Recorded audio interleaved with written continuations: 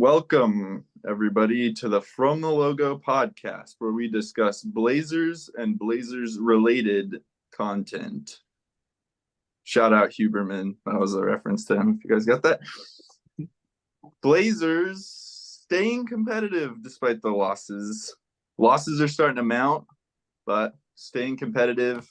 Losses and injuries starting to mount. What did you guys think of their week this last week? I'm in a place where I'm trying really hard to remain optimistic. I have to say that I've had some low moments over the last week or so. I don't think that the problems that we're having are necessarily indicative of long-term, problems that the Blazers are going to have forever. I think that these are hurdles that we have to get over, but I have to admit I'm not having the most fun right now. I kind of found myself last night missing a couple of guys who have been on our team for the last several years who are gone now, just kind of pining for the old days of being like a competitive basketball team. And just, watching so there's a couple of things that are especially on my mind right now. I'm feeling like Ayton is having some pretty serious issues fitting into the Blazers system. And I know it's really hard to judge things based on the fact that he's not really playing with starter caliber players for the most part, but he seems like he's having some mentality issues that are kind of frustrating. It doesn't seem like he's finding his voice. It doesn't seem like he's being a strong leader on the team or really anywhere near it. The second problem I'm having is I'm kind of starting to feel like we got fleeced pretty good in the Drew Holiday trade, because with Time Lord, out for the rest of the year, and who knows if he's even going to be a viable option moving forward. And meanwhile, Drew Holiday is looking like, a star level player on a really good team. And the problem is we could kind of use him right now because we're down to our fifth string point guard. We're out there watching Bouye get his shots up. And I'm kind of thinking like, dang, we could probably use Drew Holiday in there right now. If nothing else, just to help these young guys, establish themselves. Like Ayton needs a point guard to play with right now in order to get his confidence up. And Bouye is not getting it done. And Shaden needs a good point guard to be playing with right now. So I kind of wish that we had someone, Brogdon maybe could fill that role if he wasn't injured too, but it's just injury, injury, injury. And I really had in my mind that we were going to be a young team, healthy, full of vigor. And instead I'm seeing us, just go through our G League roster and try to find someone to fill the minutes. So it's been kind of a tough week, I have to admit. That said, there's still some really exciting things coming down too. I'm excited for the future. I know that, Scoot's going to be back. Ant's going to be back. We're just not Are seeing they? That remains to be seen, I guess. They will. So I'm going to take a much different attitude towards this whole thing as that, because that is very pessimistic, but we have to frame this around one idea. And that idea is this is a rebuild year. We knew that going in. I think that before the season started, if we would have said, hey, we're in almost every game, but we're getting losses, I think that's not the goal, because you want to develop a winning mindset. But that's not a bad thing. That's not a bad thing. And as you said, fifth string point guard started the second half of the last game. You said that you wanted the Blazers to be a more competitive team. They've been competitive ever since the blowout loss to Philadelphia. They've either won every game or been in every game right up until the end of the fourth quarter. And True. that's guys that are the fifth string point guard playing real minutes in your NBA team. Nobody could have saw that coming. Losing 4 point guards like that. Mays came back and played well. And, he kind of got lost track of himself at the end and was kind of chucking up shots, as well as Grant. But they needed somebody to steady the waters in that last Laker game. I'll say it again. I disagree about Ayton, and we will talk about that one play that he had, because that was a play. I agree, and that was a rough play. I went back and watched it. I missed that one and saw the replay of it. I think he thought it was going out of bounds. He still should have dove on the ball. But I don't agree. I think for a guy who has all the talent in the world and isn't getting the ball, no matter what is out there on the floor, nobody is passing him the ball. He's shooting great, and guess what? He's anchoring a top 10 defense right now. How long has it been since you've said that about the Blazers? A top 10 defense. They're Is he ninth. the anchor? Who is? Who else is? I just don't know if it's like solidified that he's the anchor of that defense. I mean, he's top 5 in rebounds too, so he's ending possessions as well with the defensive rebound. I mean, you can see it out there when a guy can move his feet. He's the best check for AD we've had in a long time. AD had however many, 26 points, and guess what? The Lakers outshot the Blazers by 28 free throws in that game. 28 free throws. It was ref ball down the stretch. Every single time there was a touch foul down the stretch. I think the Blazers could have easily won that game. And guess what? The Lakers have a lot more to play for than the Blazers this year. I No think LeBron right now. Okay, Or but an Anthony Davis-led team is not anything to scoff at, really, in my opinion. Anthony Davis is still an amazing player. He's by far better than anyone on the Blazers, for one. And I don't know. I don't think we can view anything as anything but competitive. I think there's still problems with the roster. I think that Joe adding size has been evident on the defensive side of the ball, but there's no shooters. There's nobody spreading the floor. Last night, I mean, that's because Anthony's out. Well, I know, and it's not, injuries are a part of it, but last night there was one real shooter on the floor at most times in the game. You think about it, I mean, depending on how you think of Mays as a shooter, but when Bouye was in the game, Shaedon was the only shooter on the floor. You have Thibault was hitting some threes, but he's not respected as a shooter. People sag off him into the paint. You guys want DeAndre Ayton to get involved and get touches. They're swarming the paint because nobody can shoot. So everybody's sagging into the paint except for Shaedon's guy because Shaedon can hit threes. But that's the only guy really that's playing that their defense respect as a shooter. So that's another issue that not Jeremy. You don't think I mean, NBA they respect Jeremy as a shooter for sure, but Jeremy's in there slashing, and he did hit some big threes down the stretch of this game last night. He has not started off hot from three like we've talked about this season. So yes, they probably do respect him. You're right, but he hasn't been a shooter early this season until kind of late in this last game. So I don't know. I think that we got to keep in mind the circumstances of the situation, and also it has been competitive. It has never gotten out of hand since that Philadelphia game, and that's what I take away from it. I think Chauncey has done a much better job with defensive cohesiveness. Anytime the zone gets run, it instantly falls apart, and there's a breakdown almost every time zone gets thrown into the game. I hate Chauncey's zone; it's awful. There's always a wide open corner 3-point shooter every time that zone gets run. But other than that, I really like the defense. And I think that Ayton is a big part of that, whether we think so or not. I think he is. So I think he moves his feet well. And we don't have to make this all about Ayton, but he moves his feet well. He can switch as a big. And I think he's been. I'm glad we're not making it all about Ayton because I do not want to get on a rant here. I don't want to be a hater. So I just want to keep my comments about him relatively short. I mean, if I even have anything else to say on him at all, just watching him, I don't feel like he passes the eye test. Statistically, whatever, you can take or leave the statistics.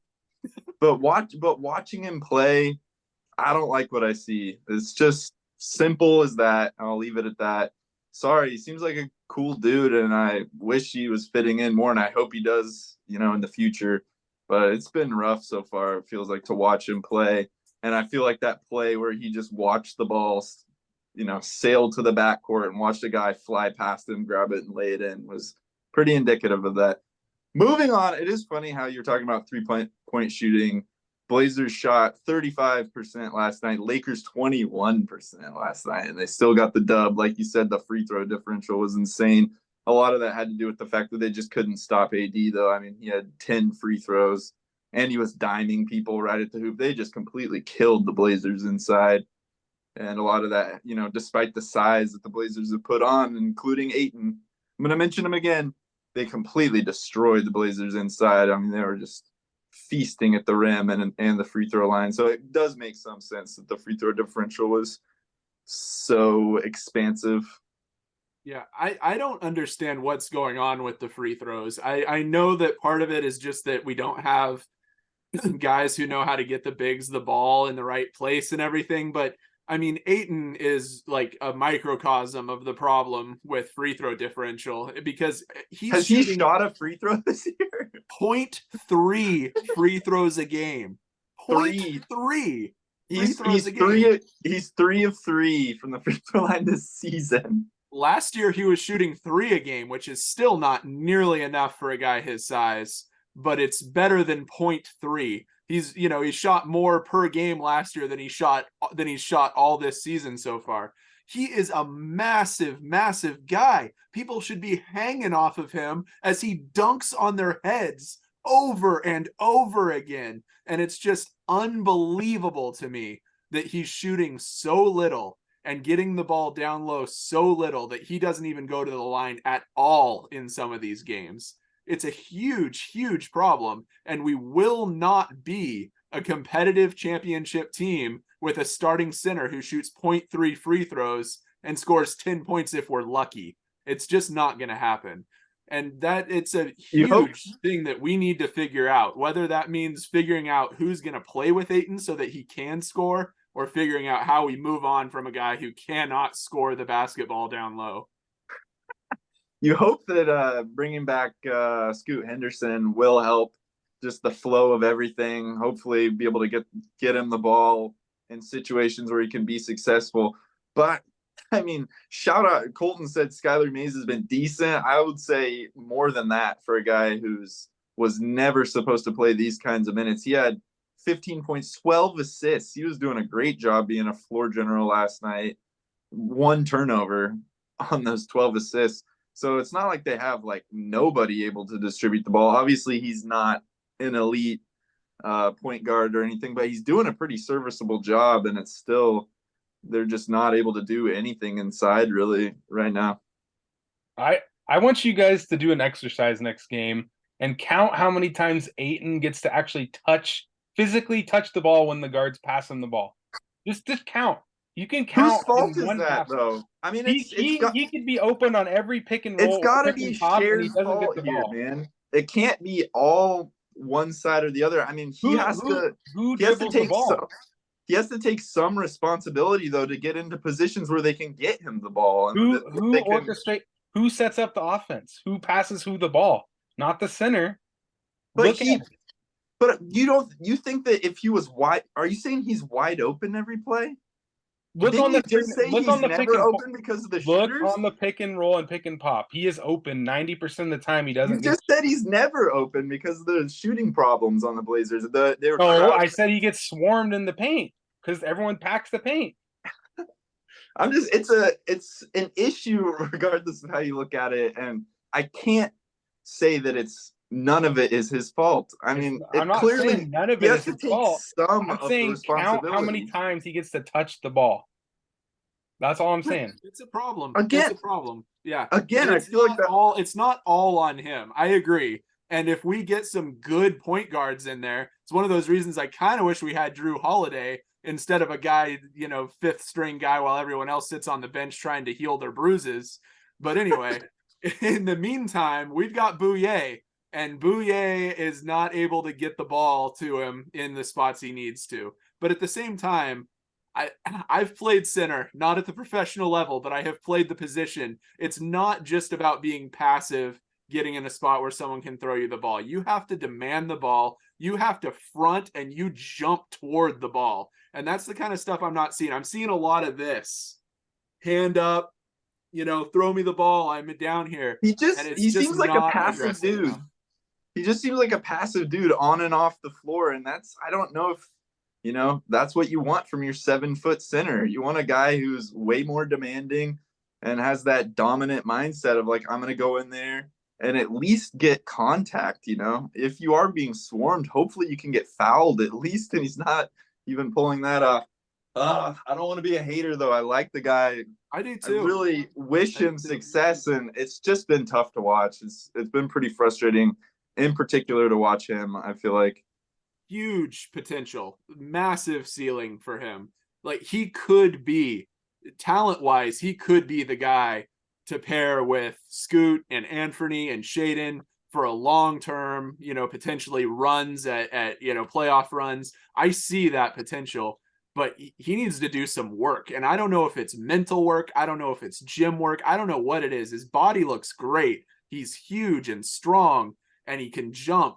And on defense, you see him using those tools.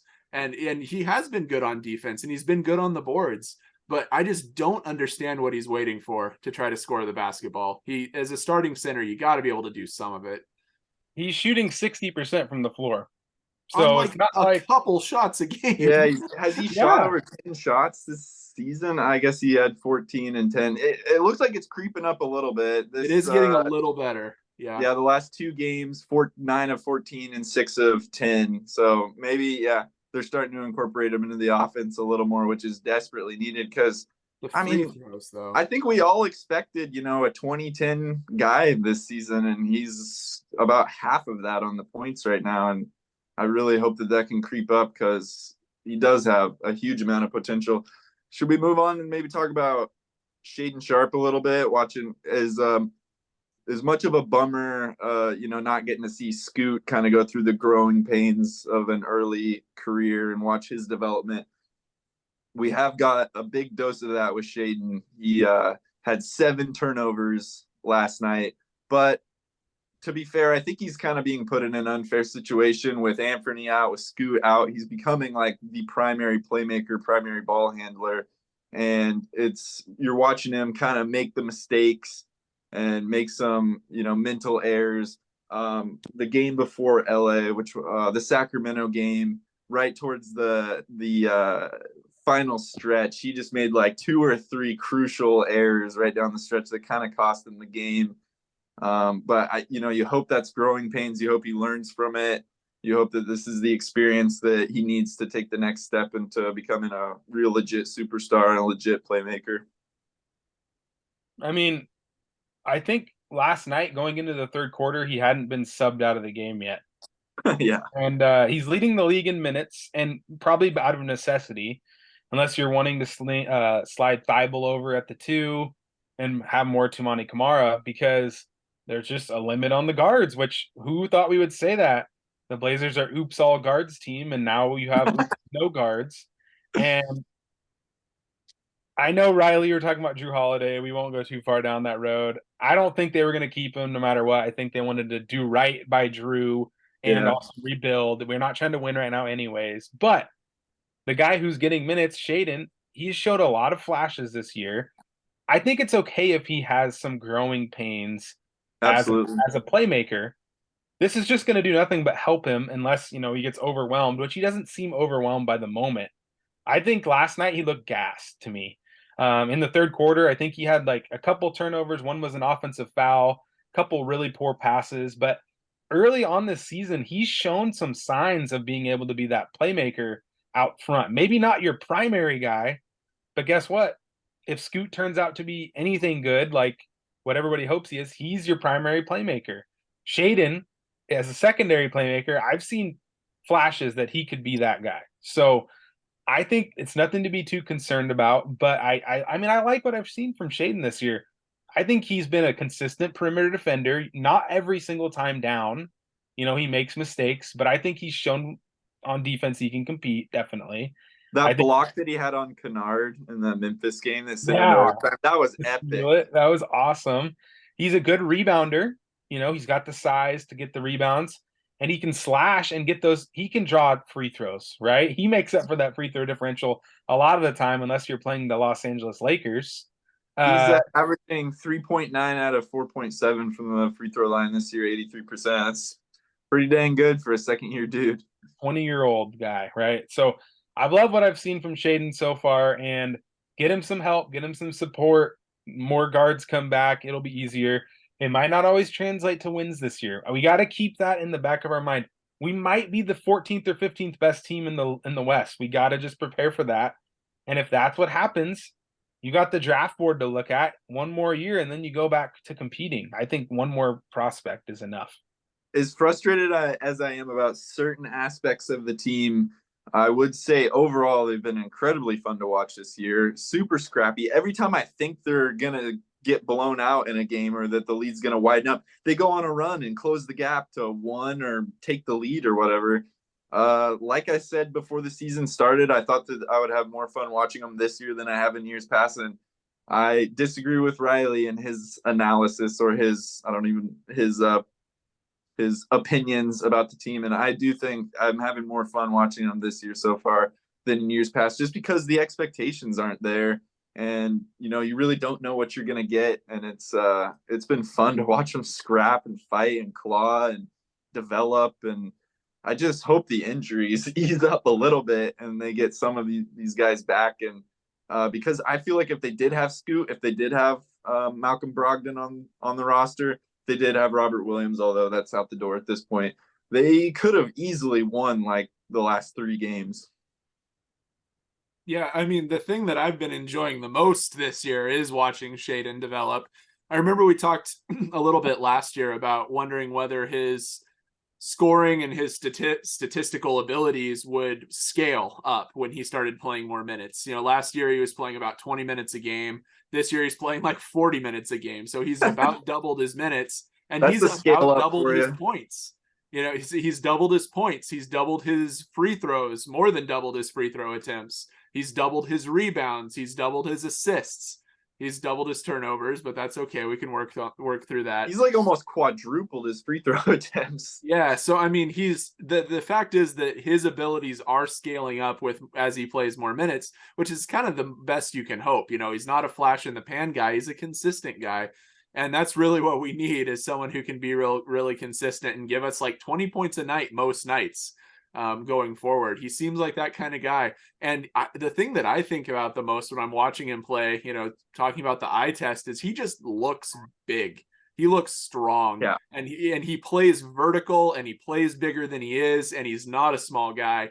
And his ability to get into the lane and draw contact is something it's been kind of a long time since we've seen. Dame would do it sometimes, but then he'd, end up on the ground kind of clutching at his abdomen or whatever because he was just small.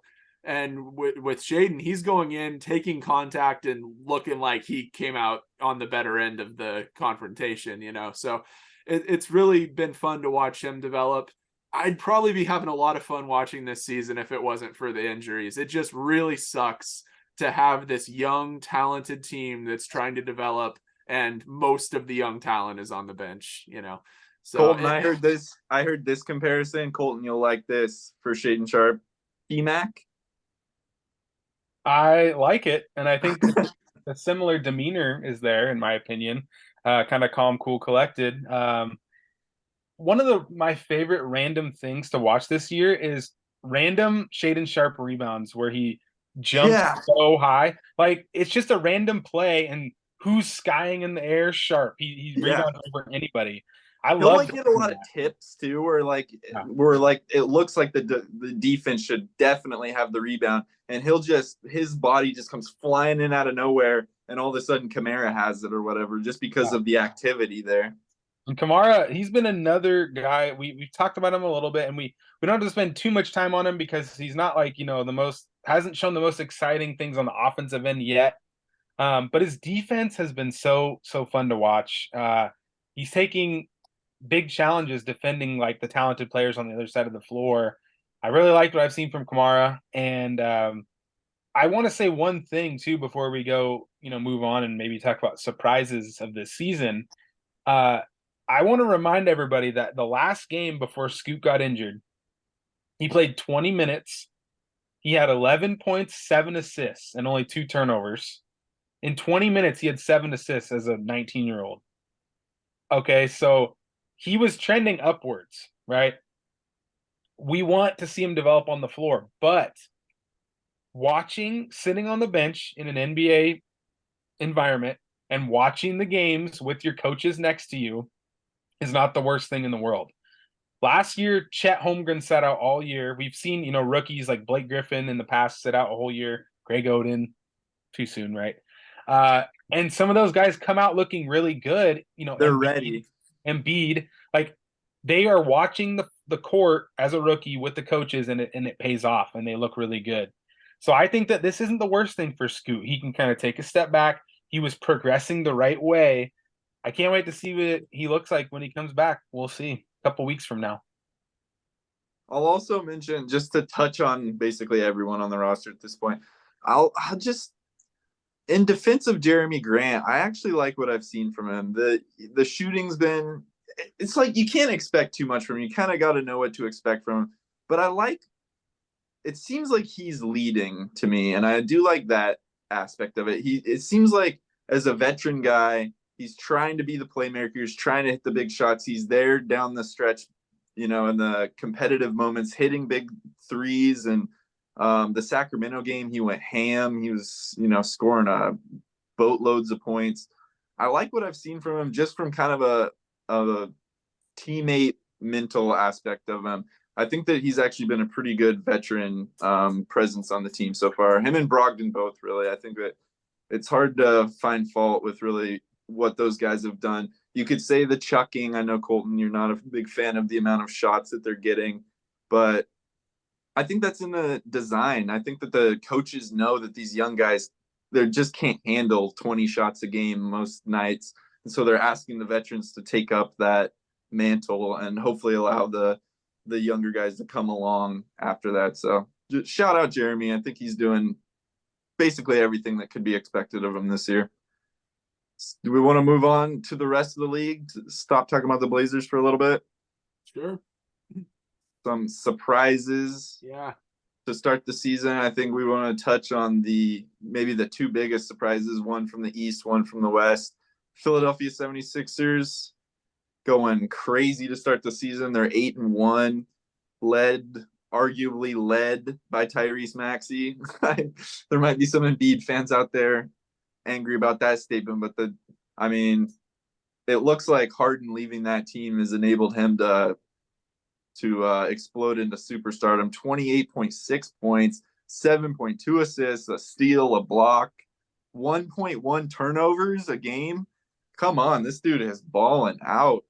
And yeah, he's got them in a good space. I think Philadelphia fans are probably stoked to see their young guy making most of the plays rather than the beard. Yeah, they made a good move, in my opinion. Yeah, I think we briefly talked about last week the idea that Philadelphia might have got better through subtraction, by getting rid of James Harden, but they also added some stuff. I mean, they added a whole plethora of previous Blazer players, and Nick Batum's gotten a few minutes, and he actually looks like maybe a pretty good piece for them, at least defensively and in spots.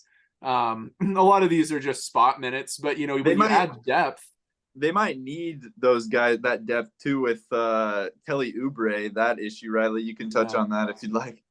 Yeah, it's kind of crazy what he's been going through. It sounds like basically he was just walking outside of his residence in downtown Philadelphia and got hit by a car and was rushed to the hospital with pretty serious injuries. It sounds like he's going to be fine. Probably not season ending, but definitely going to miss some time. So yeah, they're going to need the depth. Fractured rib is what I'm reading right now. Yeah. And he was playing really good, like best ball of his career. Yeah. So, I hope he recovers, because we want to see him back and doing that again. But yeah, it's good to see some of these guys step into that role. Some ex-Blazers, some familiar faces. And it definitely looks like a team that could be a pretty serious wave maker in the East this year, maybe more so than in the past. And I think a lot of that comes down to their depth. They were able to trade in on a guy who, whether he's a system in and of himself or not, he wasn't really giving them much. And they were able to trade that in for some depth that allows Maxey and Embiid to shine, which is what they needed this whole time. Honestly, I don't really need to say much else. You kind of nailed it. Tyrese Maxey's show has been real. Shout out my fantasy basketball team. He scored 90 points on the last game when he scored 90 fantasy points, 50 real points. So thanks for that, Tyrese. There's two teams that I want. 50? He had 50 points. Yeah, he dropped a 50 bomb. Holy, Uh, I jeez, bro. want to talk about two teams in the West really quick. I know everyone's going to talk about Dallas, and we could probably end the show because we always are like Dallas is unsure about Dallas, right? I want to talk about the Rockets really quick because they're on a 6-game win streak right now, and Dylan the Villain Brooks. Are you guys ready for this? He's shooting 55% from the field, 53% from three. Okay. Wow. Dylan Brooks, the guy that you do not want shooting the ball, is shooting the piss out of the ball.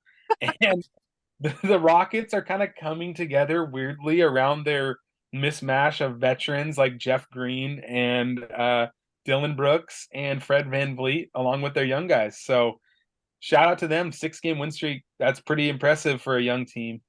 Their two leading scorers are Shingun and Green too, so it's not like it's the veterans really leading the way. They're kind of supporting the young guys and allowing them to flourish, which is exactly what you want, for a rebuilding team. I think we need to very briefly touch on the flip side of the Philadelphia trade, which is to say that the Clippers look like absolute garbage. I think we were all in slightly different places preseason, but I think I was saying I didn't have much faith just because of the injuries. They have gotten so much worse since adding James Harden. And yeah. I don't know if you guys saw the highlights from the last couple of nights, but his I'm a system, and then the system is him airballing 2 or 3 shots in a row and then getting just absolutely rejected into the stands and then standing around with his hands in the air while his guy scores on the other end. That's the James Harden system. It's what he's done since 2016, 2017, and he's never been better than this since then. And he's going to drag that team down into a play-in tournament spot at best.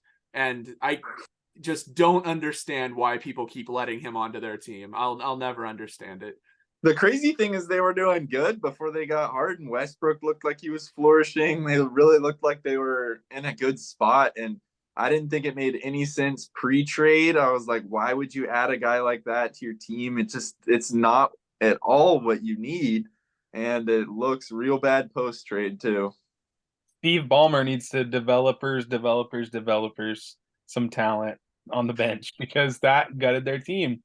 And Steve Ballmer is one of those guys that does put his money where his mouth is, but sometimes his mouth goes too far. He gets too hyper and too excited into it. And just go look up some clips of Steve Ballmer if you don't know who the Clippers owner is. He's very entertaining and sometimes in a cringe way. So I highly suggest going to check him out because he's funny. But let's talk about Dallas because I know we've talked about Dallas in the past.